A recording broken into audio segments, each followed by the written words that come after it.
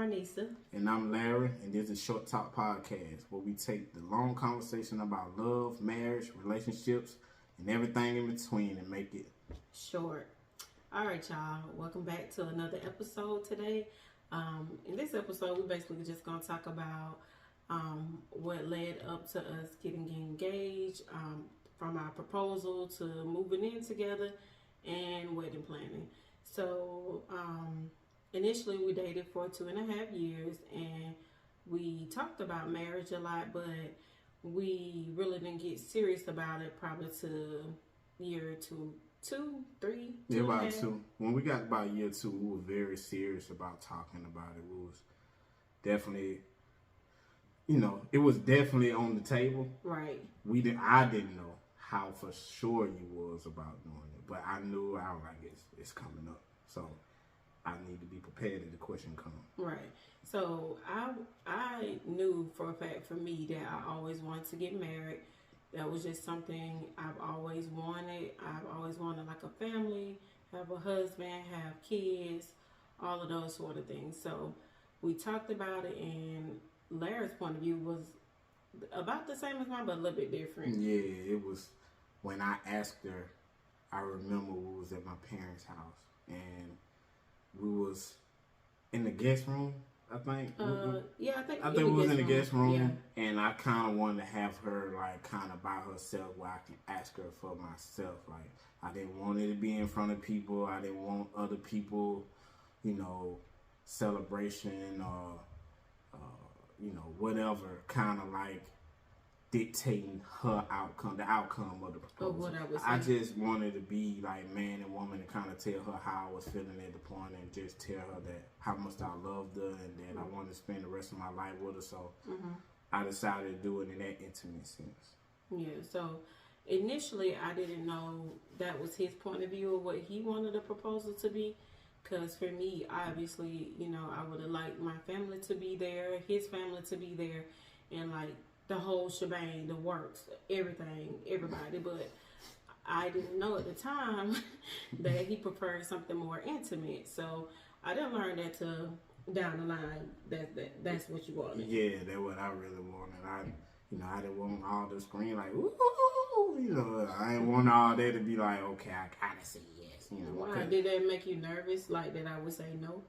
A little bit because because of the situation at the time, like we were talking about with, you giving me kind of like the ultimatum almost. I felt like it was sort of an ultimatum, like we had been dating for a while and it was just like, oh, what you, we've been dating for such and such long time. Is you going to pop the question? I'm not trying to date for a while. And and as I thought about it, I kind of wanted to make things official, I know she was a great woman. I knew I loved her, and I knew a part of me felt like I wanted to spend the rest of my life with her, and I was like, why not? Why not ask her the question?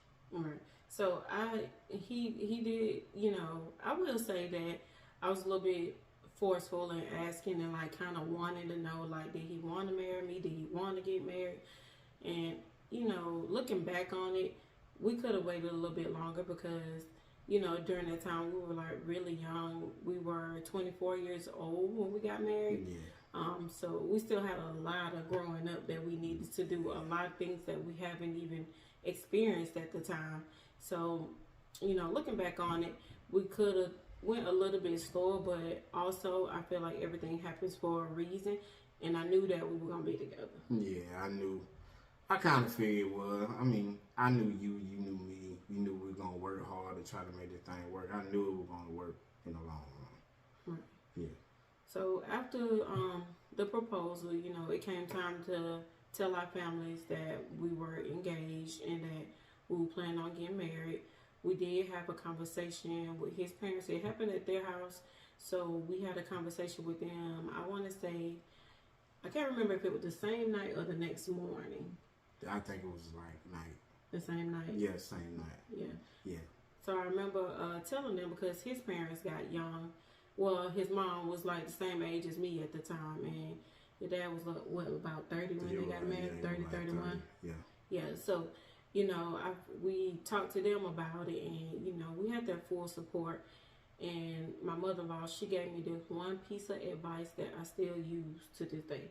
She have always told me, like, no matter what you go through, make sure you stick together and work it out. And no matter what, you'll always come out on top if y'all work together and stay committed and always talk things out. And I still use that to today. Yeah, I know. I didn't really talk to mom about it, but I talked to dad about it, and he was, only thing he told me was, and I remember that more than anything, he was basically telling me that in a lot of situations, more than you want to, you're gonna have to compromise. And sometimes when you have to compromise in a lot of situations, I don't care if you the husband or you the wife in the marriage, you're gonna have to compromise just for the sake of the marriage. And I think a lot of people are not willing to compromise and be like, you know, this is what you want to do. That's cool. I love you. If it's something that you want to do, I'm willing to do it. Yeah, compromise is like one of the biggest things in a marriage, because there are going to be a lot of times there's decisions that you have to make that you may not want to make, and you can discuss it with your partner, but at the end of the day, sometimes you have to give up something you may not want to do for that other person, because for me, that's a part of true love. That's a part of sacrifice when you're with somebody. Oh yeah, you have to compromise. I feel it's I don't care who you are. You've been married for 5, 10, 15, 20 years. There is going to be a time where you're going to have to compromise, where you're just going to have to suck it up and be like, okay, like, but here's what they want to do. You know, we just going to do it, and it is what it is. You know what I'm saying? You can't always have things your way when it comes to being in a relationship or marriage. You have to sometimes compromise. Right. So after we told his parents and had a conversation with them, I think it was like the next day, I called my mom and kind of let her know, like, hey, you know, me and Larry made a decision to get married. And her response was just like, okay, you know, are y'all sure you're ready for that? And I said, well, you know, off the fly, yeah, we're ready. We talked about it. And she was just like, well, okay then.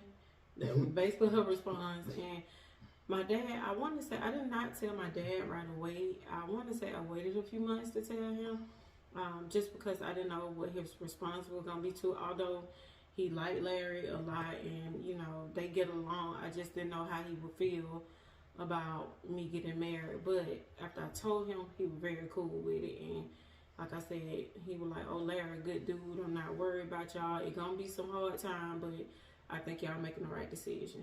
So I would ask you, like, was there anyone that you was looking for, like, a great response from that? Like, was it someone like you were like, you wish would have been like, yeah,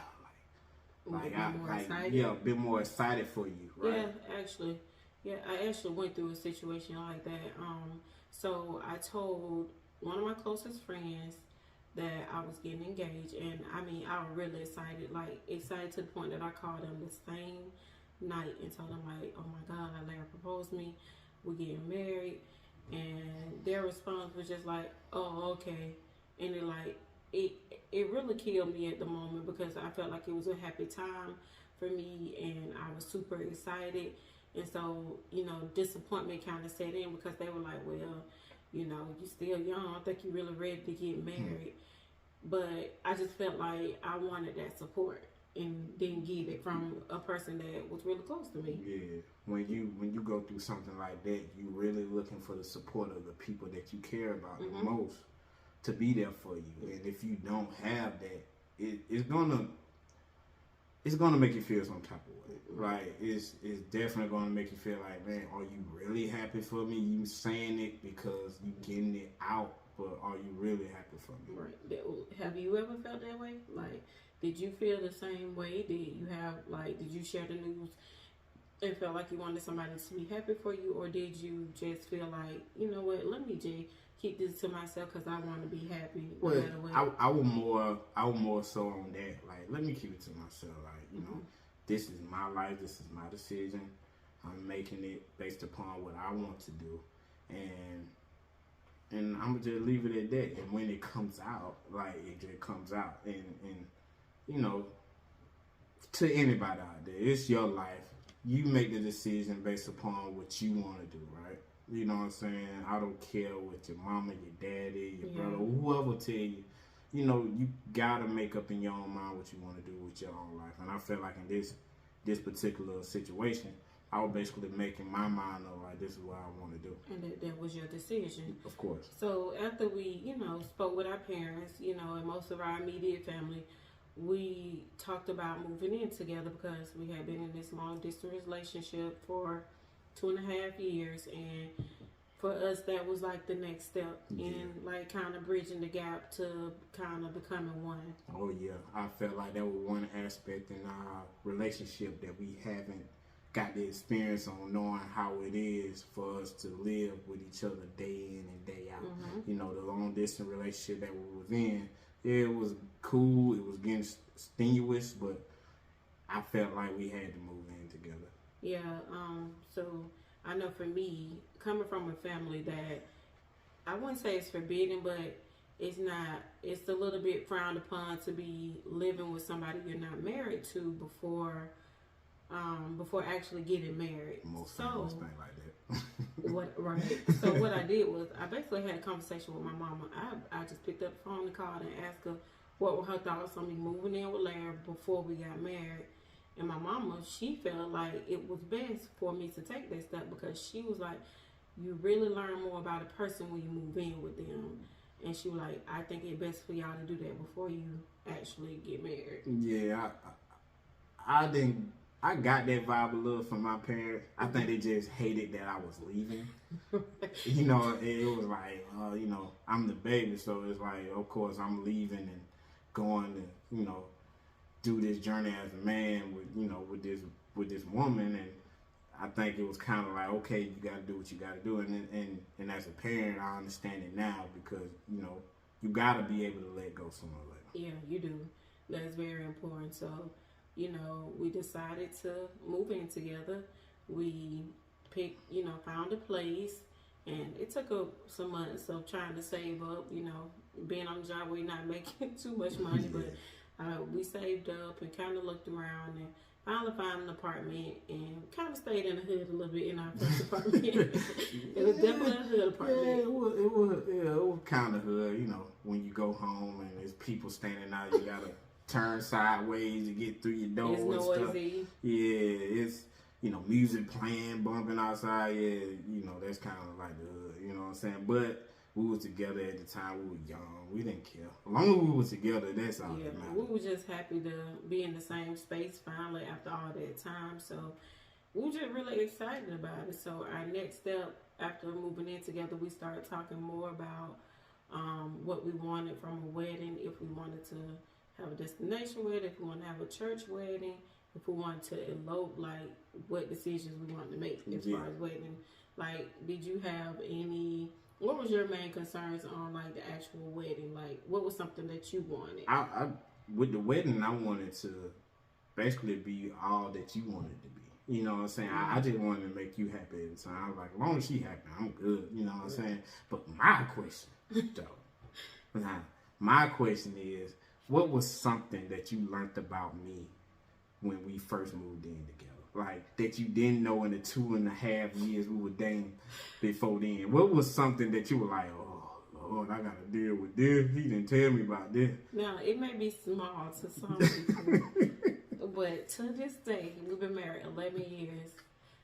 This man leave every door, cabinet, dresser drawer, no matter what it is, leave it open all the time. Really? Yes. And to this day, I like be fussing about it, and sometimes I just don't understand it. I'll come home and I'm like, why is the cabinet wide open? It's not that hard, baby. And the crazy thing, I don't be thinking I'm leaving them open. I guess in the part of my mind, I'll be like, man, I'm going to come back to it sooner or later. But you never go back. But you never go back. I never go back. It be hours sometimes. You be like, you left this open. I'll be like, whoa, like, I guess I wasn't planning on going back. So I don't know. I guess that's kind of funny that you're saying it now. You know it. Now I know it. What was something that you learned about me that you didn't know when we moved in together? Look. I lived with my mama all my life up to then. And she was about as clean as a person that I thought a woman should be. When I got with you, I thought you worked for the CDC or something. Like you was, oh my God, like I couldn't make a step wrong without her saying, "Oh, why? What you doing? Why? How you stepping?" I'm like, "Oh, I'm just in my shoes, my regular shoes. Let me put them off at the door." I mean, like she was a super clean person, and that's something that I liked because I'm a super clean person. I'm clean, so she showed me that she was very clean. She really cleaned up around. Yeah, like to be honest, like cleaning is a good stress reliever for me. I don't know what it is, but I like the smell of just like bleach, fabuloso, like everything clean. And you know my favorite scent. You know my favorite scent. What's my favorite scent? I don't know. You got so many. What? Fresh linen. Oh my God! Anything Oh fresh my linen. God! You got so many. I'm sorry. I do probably, but that's my favorite. Right now we in what? October, so it's definitely like pumpkin. It smells like a big pumpkin sitting on our sofa right now. Pumpkin, cinnamon, everything. Oh my God, harvest. That's crazy. Yeah, so I mean, but you know, that's the good thing about moving in with somebody. You get to see the other side of them that you didn't get to see, and I feel like that's very important before marriage. You have to be able to live with this person first before you decide to spend the rest of your life with this person, because you stand with them. You stand. It's a day in, day out thing. You understand, you know, how they move, how they act, when they sleep, when they eat. It's like the last piece of the puzzle, I feel like, when you get married. Yeah, it is. I definitely agree with that.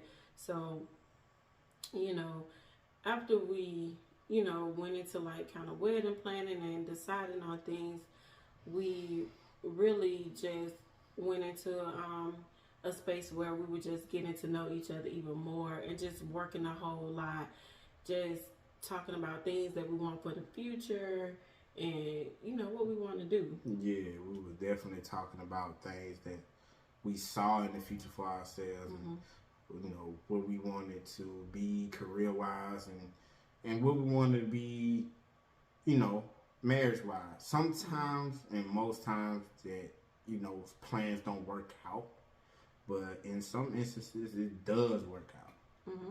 And when you get in a space of togetherness, you learn how to bounce off of that other person, and you learn a lot of things about what makes them tick, what makes them upset, and it teaches you to communicate more, because that's like, before compromising, you have to communicate with that person. Communication is key, and I think moving in together, like, that was like something that was even bigger for us, because we always communicated, but being in the same space forces you to communicate even more. Yeah, you have to communicate even more when you stand with a person, because, you know, not communicating on a particular subject, you know, you could be out your home. You know, your car could break down. You know, you know, it could be anything. Your lights could be off. It could be anything. So I feel like when you're living together, it forces you to communicate even more. Right. So we just, you know, talked about things that we want, and it's always a good idea to discuss with your partner. Because sometimes, I know, coming from my background, it's always been hard for me to like open up and share like my feelings, and being with someone who's from a family who's very like physical, everybody's hugging all the time, and, you know, very like warm. Not saying that my family's not warm, but it's just very different. Very different. As in, like, very, you know, huggy.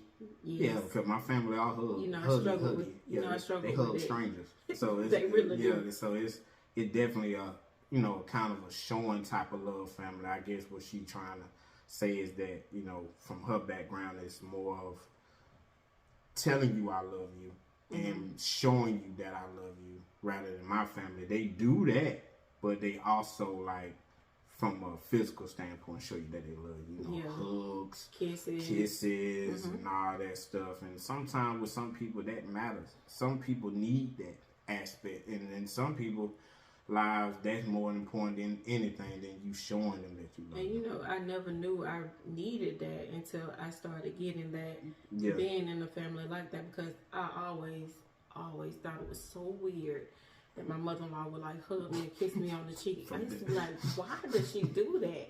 And I would have Larry like dying laughing like, why your mama do that? Like, cause in my mind, like, she don't know me like that. Like, she know I'm, you know, his girlfriend slash, you know, turned fiance. But over time, like now, it's like I look for her to do that because I love that about your family, that they are physical, like that everybody give hugs, that when you leave, everybody's like, oh, you know, I love you, like y'all be safe. You know, it's just different. Yeah, it's different, and being around your family, I understand that, you know what I'm saying.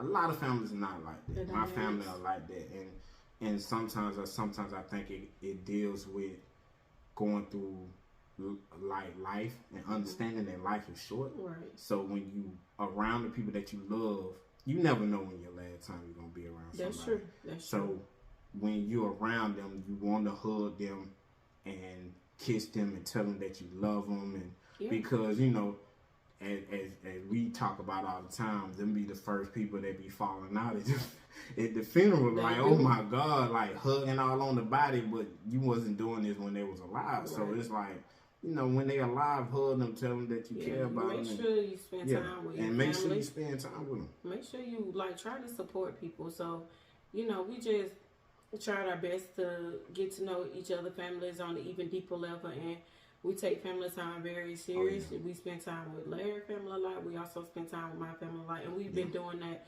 since before we got married. And I think that was a good like foundation to the start of going into marriage. Yeah, and it's a generational thing, I feel like, because, you know, we teaching our son the same things that we going through. You know, it's something that she went through that I done transformed her into.